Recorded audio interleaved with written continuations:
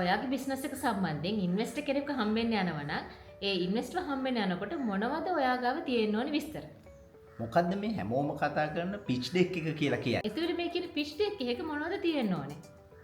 අද island launch අපේ podcast episode එකේ කතා කරන්න බලාපොරොත්තු වෙන්නේ මොකද්ද පිච් ඩෙක් එකක් කියන්නේ? අපි ඉන්වෙස්ටර් කෙනෙක් ළඟට යද්දි කොහොමද අපේ පිච් ඩෙක් එක රෙඩි කරගෙන තියෙන්න ඕනේ? ඒ වගේම මේකේ අන්තර්ගත වෙන්න ඕනේ මොනවද කියන කාරණා ගැන නෙවිත් මාත් අද කතා කරනවා. ගොඩක් වෙලාවට අපිට අහන්න දකින ප්‍රශ්නයක් තමයි දැන් අපි කොහේ හරි ගියාම ස්ටාර්ට්අප් ෆවුන්ඩර්ස්ලා හම්බුනා. නැත්නම් අලුතින් බිස්නස් එකක් පටන් ගන්න ඉන්න කෙනෙක්ට ඒගොල්ලෝ ඇවිල්ලා අහනවා මට දැන් මෙහෙම අයිඩියා එකක් තියෙන හැබැයි මං ගාව දැන් සල්ලි නැහැ.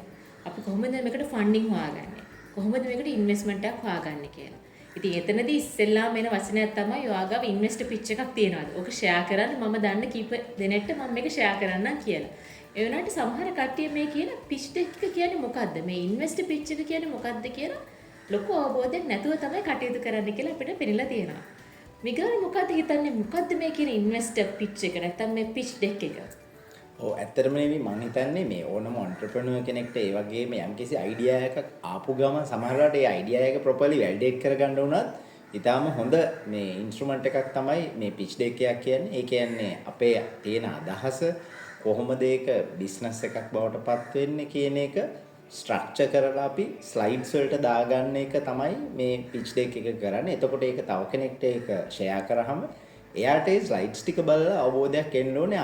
මේක මේ වගේ ප්‍රශ්නයක් තමයි මේක විසඳන්නේ.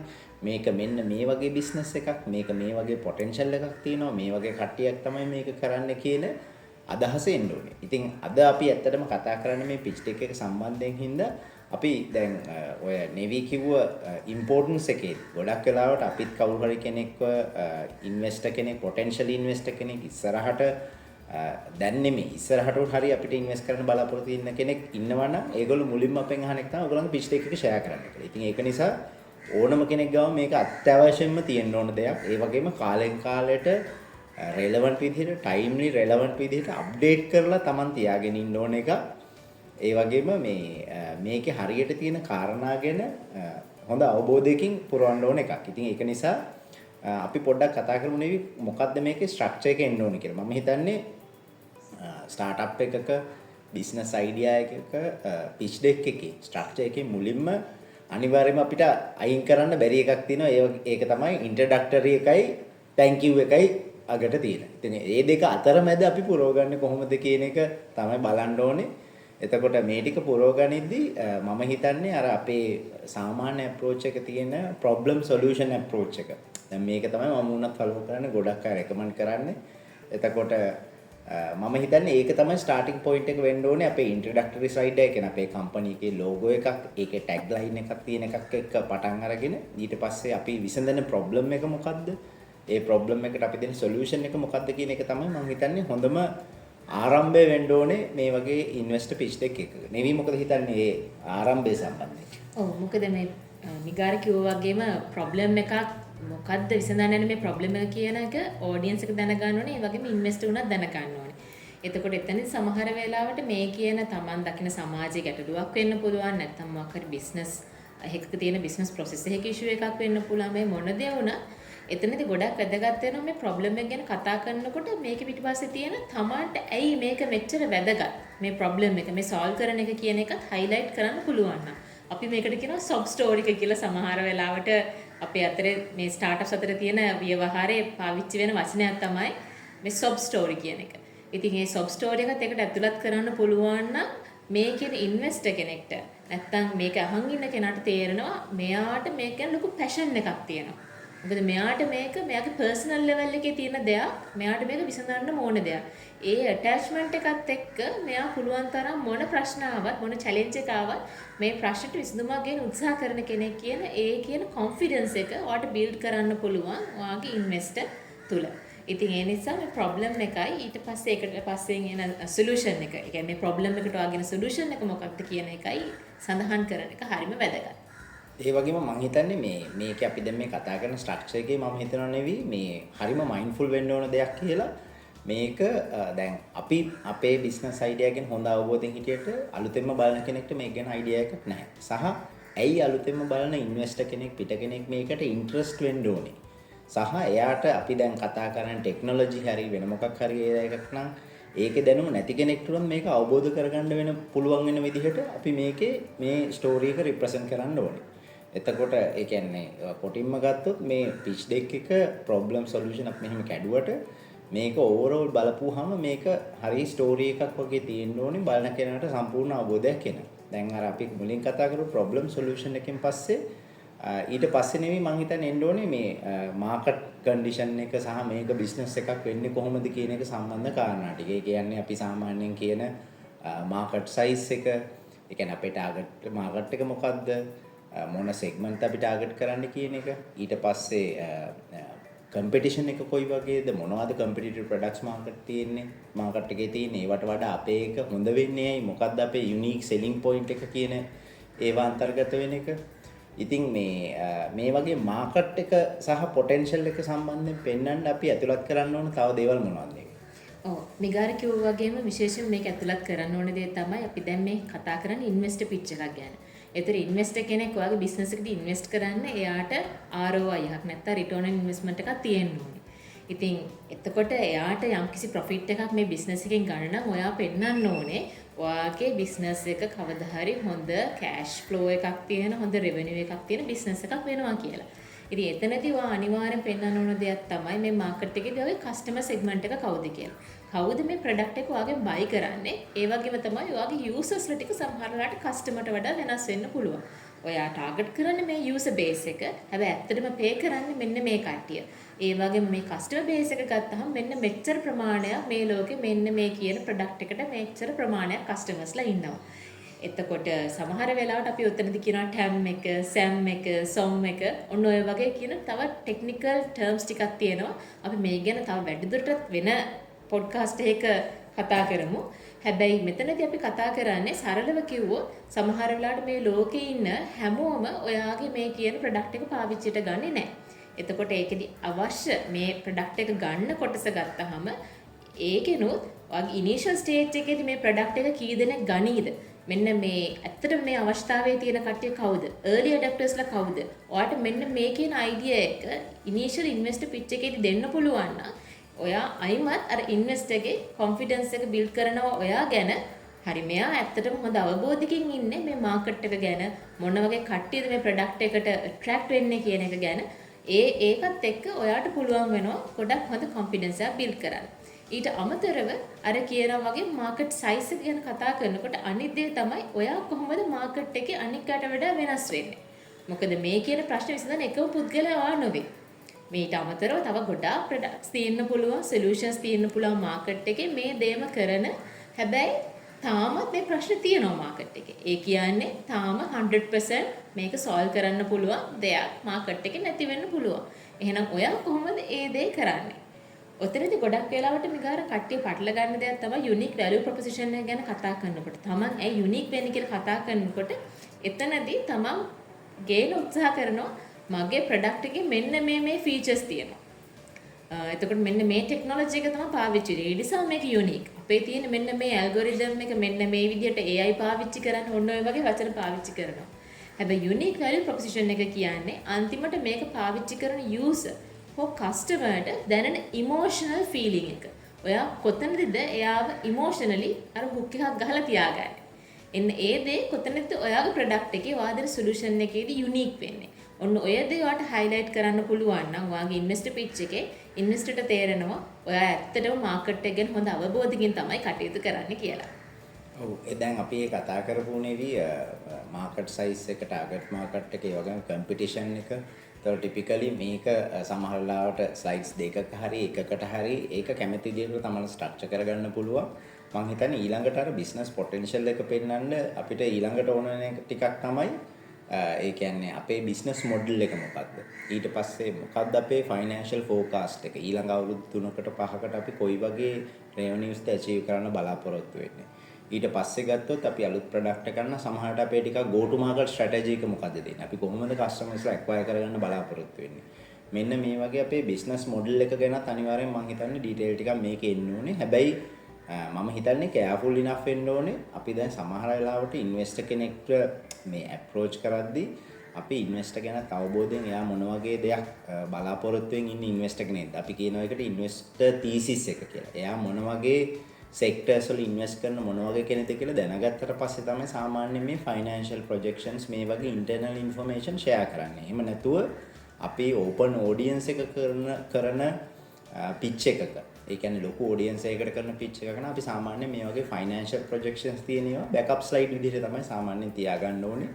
නමුත් අර බිස්නස් මොඩල් එක කියන එක අනිවාර්යයෙන්ම ඇතුළත් කරන්න ඕන ක්ලියර් කට් තියෙන්න ඕන එකක්. එතකොට මේ බිස්නස් මොඩල්, ෆයිනෑන්ෂල් ෆෝකාස්ට්, ඒ වගේම go to market strategy. මෙන්න මේ ඒරියා එක, ඒ කියන්නේ බිස්නස් මොඩල් එක ඕවරෝල් අපිට රිප්‍රසන්ට් කරන්න පුළුවන් විදිය මොකද්ද නෙවෙයි. ඔව් එකක් තමයි බිස්නස් මොඩල් එක කියලා කිව්වහම ආයිමත් අපි සරලව ගත්තොත් අපි කතා කරන්නේ කොහොමද ඔයාගේ බිස්නස් එකෙන් ඔයා සල්ලි හම්බ කරන්නේ කියලා. ඒ කියන්නේ විශේෂයෙන්ම අපි කතා කරොත් රෙවෙනියු මොඩල් එක ගැන. ඉතින් ඔයා කොහොමද මේක කස්ටමර්ස්ලාට සෙල් කරලා මේකෙන් සල්ලි හම්බ කරන්නේ? ඔයා මොන වගේ ප්‍රයිස් රේන්ජ් එකකද මේ ප්‍රොඩක්ට් එක තියන්නේ? ඔයාගේ සොලියුෂන් එක සෙල් කරන්නේ කියන එක ගැන ඒක ගොඩක්ලට පබ්ලික් ඉන්ෆර්මේෂන්. ඉතින් ඔයාට ඒ දේ ෂෙයා කරන්න පුළුවන්. ඊට අමතරව මෙගාර කිව්වා වගේම සමහර ස්ලයිඩ්ස් බෑකප් තියාගන්න වෙනවා. ඉන්වෙස්ටර් කෙනෙක් ඇහුවම ඔයාට කියන්න පුළුවන් කමක් නැහැ. මම මේ දේවල් හිතලා නැහැ ෆයිනෑන්ෂල් ප්‍රොජෙක්ෂන් එක මම ඒ ගැන ගෙට් බෑක් කරන්නම් කියලා. ගොඩක් වෙලාවට උතරින් තව අහන ප්‍රශ්නයක් තමයි ඉන්වෙස්ටර්ස්ලා ඔයාගේ එක්සිට් ස්ට්‍රැටජි එක මොකක්ද කියලා. ඉතින් මේක තමන්ගේ මුල කාලේ ඉඳන්ම පොඩි අවබෝධයක් තියෙනනේ කොතනද ඔයා දකින්නේ? තව අවුරුදු 5කින් 10කින් ඔයාගේ බිස්නස් එක තියෙන්නේ කොතනද කියන එක ගැන ඔයාට යම්කිසි විෂන් එකක් තියෙන්න ඕනේ. ඉතින් මේ විෂන් එක ගැන අවබෝධයක් ගන්න තමයි ගොඩක් වෙලාවට මේ කියන ඉන්වෙස්ටර්ස්ලා මේ දේ අහන්නේ. ඒ වගේම ඒගොල්ලන්ට කොහෙද ඔයාගේ මේ ජර්නි එකේ පොසිෂන් වෙන්න පුළුවන් කියලා දැනගන්න.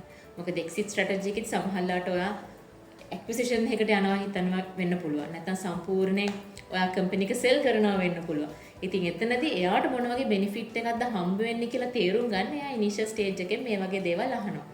හැබැයි මිගාර කිව්වා වගේම සමහර දේවල් පබ්ලික් ඔඩියන්ස් එකකදී ෂෙයා කර යුතුද කියන එක ඒ ඉන්න ඔඩියන්ස් එක මත ඔයා හිතලා බලන්න ඕනේ.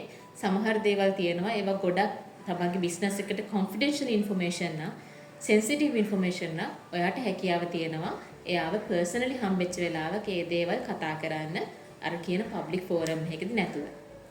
ඔව් මම හිතන්නේ මේ ඒකේ දැන් මේ අපි මේ කතා කරන ස්ට්‍රක්චර් එකේ සමහර දේවල් ඕනනම් කෙනෙක්ට මික්ස් අප් කරලා දාන්න පුළුවන්. හැබැයි අර ඕවරෝල් ස්ටෝරි එක හොඳ පවර්ෆුල් එකක් බිල්ඩ් කරන එක තමයි හරිම ඉම්පෝටන්ට්. ඒකෙදි මට හිතෙනවා තව අනිවාර්යයෙන්ම එන්න ඕන කොටසක් තමයි එකක් දැන් අපි මේ ප්‍රොපෝස් කරන ප්‍රොඩක්ට් එකේ සොලියුෂන් එකේ ඔල්රෙඩි ට්‍රැක්ෂන් එකක් තියෙනවා. ඒ කියන්නේ ඔල්රෙඩි ඔන් බෝඩ් වෙච්ච කස්ටමර්ස්ලා ඉන්නවනම් ඒ තියෙන ට්‍රැක්ෂන් එක අපේ යූසර්ස්ලා කීයක් ඉන්නවද, රෙවෙනියු කොහොමද තියෙනවද, කොයි කාලෙද මේක ප්‍රොෆිටබල් වෙන්නේ වගේ යම්කිසි ට්‍රැක්ෂන් එක විසිබල් කරන එක. ඒක සමහරට සල්ලි වෙන්න පුළුවන්, යූසර්ස්ලා වෙන්න පුළුවන් ඒ වගේ. සහ ට්‍රැක්ෂන් එක සහ ඉන්වෙස්ටර්ස්ලාගේ තවත් කොන්ෆිඩන්ස් එක ඇති වෙන එකක් තමයි මොන වගේ ටීම් එකක්ද මේක පිටිපස්සේ ඉන්නේ කියන එක. ඒ කියන්නේ ටීම් එකේ ඉන්න අයට කොච්චර මේක රෙලවන්ට් දෙයක්ද, ඒගොල්ලෝ කොච්චර එඩියුකේටඩ්ද මේක කරන්නේ, එහෙම නැත්නම් කොච්චර එක්ස්පීරියන්ස් ඉනෆ්ද, එහෙම නැත්නම් ප්‍රැක්ටිකලි මේ දේ කරපු කෙනෙක්ද කියන එක. එතකොට දැන් උදාහරණයක් විදිහට අපි ගත්තොත් ෆුඩ් රිලේටඩ් දෙයක් කරනවා නම් ඕල්රෙඩි ෂෙෆ් කෙනෙක් වෙලා ඉඳපු කෙනෙක් ඒක ඇත්තටම පර්ෆෙක්ට් කම්බිනේෂන් එකක් කියලා ඕනම කෙනෙක්ට නිකම්ම තේරෙනවා. අපි ඇත්තටම හිතුවොත් එහෙම කම්පියුටර් සයන්ටිස්ට් කෙනෙක් එකපාරට ඇවිල්ලා ෆුඩ් බිස්නස් එකක් කරන්න යන පිච් කරොත් එහෙම එකපාරට ඇයි මෙහෙම උනේ කියන එක එක්ස්ප්ලেইন කරන්න පුළුවන් වෙන්න ඕනේ. ඒ කියන්නේ යම්කිසි රැෂනැලිටි එකක් බිල්ඩ් කරන්න වෙනවා. මේ ටීම් එක හෝ ඉන්ඩිවිජුවල් ෆවුන්ඩර් කෙනෙක් ඉන්නවනම් ඇයි මෙයා මේක කරන්නේ කියන එක ඩිෆෙන්ඩ් කරන්න. ඊට පස්සේ මම හිතන්නේ අවසාන කොටසට අනිවාර්යෙන් එන්න ඕන එකක් තමයි ඉන්වෙස්ටර්ගෙන් ආස්ක් එක මොකද්ද කියන එක. අපි මොකද්ද ආස්ක් එක? ඒ කියන්නේ අපි ඉන්වෙස්ට්මන්ට් එක කීයක් බලාපොරොත්තු වෙනවද? එතකොට අපේ බිස්නස් එක අපි වැලියු කරලා තියෙන කීයකටද? මොන පදනමෙන්ද අපි ඒ වැලියු කරලා තියෙන්නේ වගේ ඉන්වෙස්ට්මන්ට් ආස්ක් එක මම සමහර ලාවට දැකලා තියෙනවා. සමහරව ඇත්තටම ඇතුළත් කරනවා ෆියුචර් රෝඩ් මැප් එක මොකද්ද කියන එකත්. ඒ කියන්නේ අපි දැන් ප්‍රොඩක්ට් එකක් නම් කරන්නේ හිතමුකෝ අපි iPhone හදන කම්පැනියක් කියලා. එතකොට iPhone එකේ ඊළඟට 16 එක එනවා, 17 එක එනවා. මෙන්න මේ වගේ පීරියඩ් එකකදී ප්‍රොඩක්ට් රෝඩ් මැප් එකක් එනවා කියන එක සමහරව විසිබල් කරනවා. හැබැයි අර ට්‍රැක්ෂන් එක පෙන්වන එක, ටීම් එක, ඒ වගේම ආස්ක් එක අනිවාර්යයෙන්ම ක්ලියර්ලි තියෙන්න ඕනේ මම හිතන්නේ ඉන්වෙස්ටර් පිච් එකේ. ඔව් අමිගාර කිව්වා වගේ මේ කියන කම්පොනන්ට්ස් ටික තමයි මේන්ම දේවල් අතුලත් වෙන්න ඕනේ පිච් එකක. හැබැයි දැන් මේ විදිහට කියනකොට හිතෙන්න පුළුවන් අම්බෝ විතර දැන් සෙක්ෂන්ස් 10ක් 12ක් එහෙම කවර් කරන්න තියෙනවනේ කියලා. ඉතින් ඔය විදිහට මෙහෙම හිතලි වෙලා ප්‍රසන්ටේෂන් එක කරන්න කිව්වොත් පිච් එක කරන්න කිව්වොත් ඔයා ටිකක් අමාරු වෙනවා. මොකද මේ පිච් එකක තියෙනවනේ ප්‍රධානම ගුණාංගයක් තමයි ඔයා මේක ස්ටෝරි එකක් විදිහට කොහොමද ඉන්වෙස්ටර් කෙනෙක්ට පිච් කරන්න කියන එක. ස්ලයිඩ් එකෙන් ස්ලයිඩ් එක මේක තමයි ප්‍රොබ්ලම් එක, මේක තමයි සොලියුෂන් එක, මේක යුනික් වැල්යු ප්‍රොපොසිෂන් එක. මොකද මේ කියන ඉන්වෙස්ටර් ඔයාගේ වගේ ෆීචර්ස් මීට කලින් 100,000 ගණක් අහලා ඇති. එතකොට ඔයාට මතක හිටින විදිහට දෙයක් කරන්න පුළුවන් නම් එන්න එතන තමයි මෙතන තියෙන ලොකුම වැල්යු එක ඔයා ක්‍රියේට් කරගන්නේ.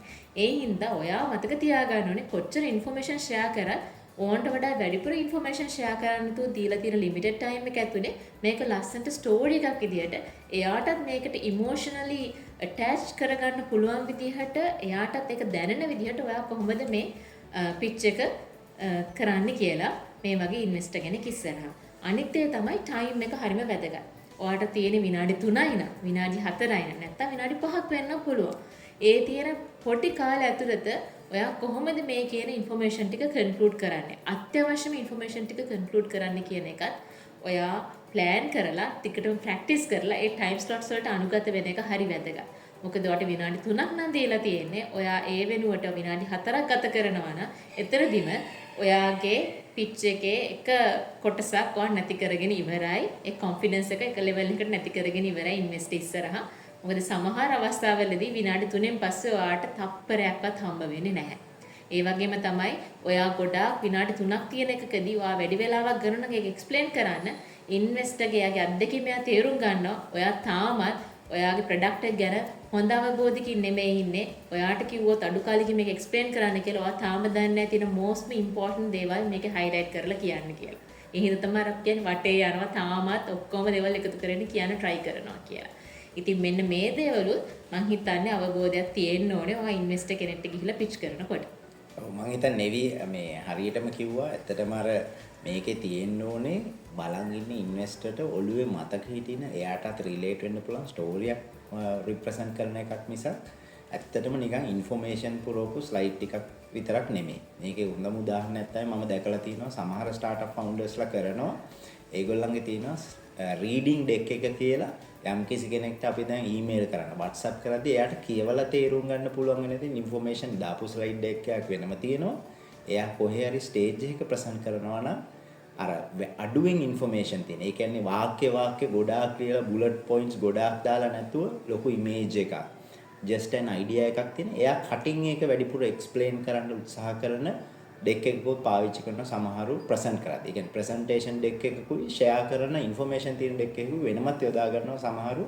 මොකද මේක ඇවිල්ලා ඇත්තටම ස්ටෝරි එක හරියට කියන මීඩියම් එකකට ඕන මීඩියම් එකක් පාවිච්චි කරලා ඉන්ෆෝමේෂන් ස්ට්‍රක්චර් කරගන්න බෙස්ට් ප්‍රැක්ටිස් එකක් මිසක් ඇත්තටම ඒක කොයි විදිහටද යූස් කරන්න කියන එක ඒක තමන් ගොඩනගා ගන්න ඕන දෙයක්. මම හිතන්නේ අද අපි මේ පිච් ඩෙක් සම්බන්ධව ස්පෙෂලි ඉන්වෙස්ටර් කෙනෙක්ට පිච් කරද්දී මොනවද තියෙන්න ඕන බේසික් ඉන්ෆෝමේෂන් කියන ඒවා ගැන අපි මේ යම්කිසි කතා බහක් ෂෙයා කරන්න උත්සාහ කරා. මම හිතන්නේ ඒක ගොඩක් වැදගත් වෙයි.